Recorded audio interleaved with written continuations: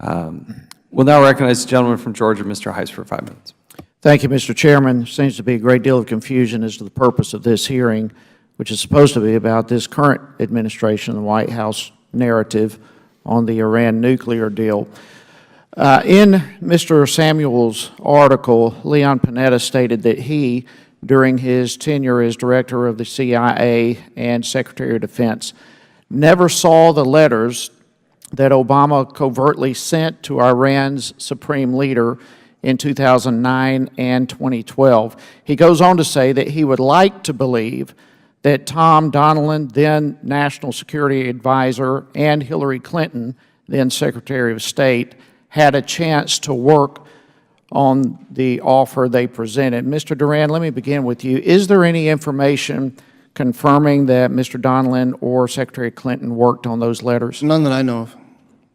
Okay. Mr. Rubin, is the circumventing, let's use that word, of relevant department and agency heads in major foreign policy decisions typical behavior for members of the National Security Council and other White House staffers? It has become a problem that has grown with time, dating back administrations. So this is common practice these days? This has become all too common, yes. Mr. Hanna? I do think something has changed in that regard. Just the fact that we have a Deputy National Security Advisor for Strategic Communications whose job is both to help develop policy, it seems, as closest foreign policy aide to the President, and the guy who is selling it, I think is worrisome. I've got to say that in our administration, you can maybe fault us for a lot, but the fact is that people like Karl Rove, who is in charge of our communications, never sat in National Security Council meetings. There was a pretty strict divide between those two. Mr. Rubin, back to you. How much undue influence do you believe that these staffers have over national security policy? As Mr. Hanna said, I believe that this administration has blurred a line that has existed over previous administrations, both Democratic and Republican.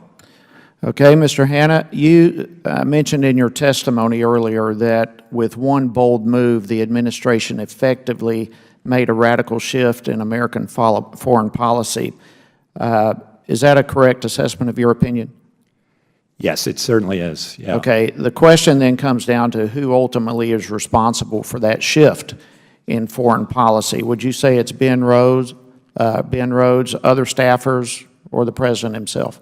No, the policy toward Iran and toward the general retrenchment from the Middle East seems clearly to be President Obama's. He's in charge of that policy. Okay, and yet there is some influencers, appears to be in his life. Ben Rhodes, as referred to earlier, is recognized as the single most influential voice on foreign policy to the President.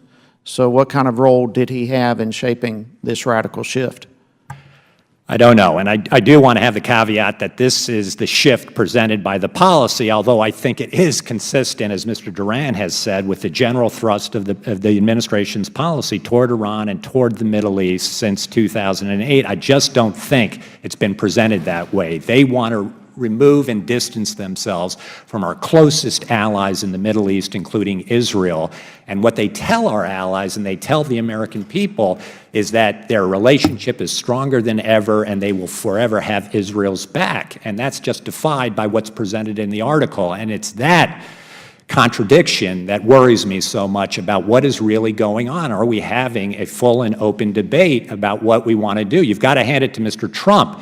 At least he says, I want to get out of this place. It's too expensive. It's too costly. Our allies are too much trouble. I want to distance ourselves from it. So let me clarify what you're saying, because it's troubling to me as well, extremely troubling, that the American people, that Congress, that our allies, when there is such a radical shift of the magnitude of this type of foreign policy, that the American people, Congress, and our allies are not aware of it.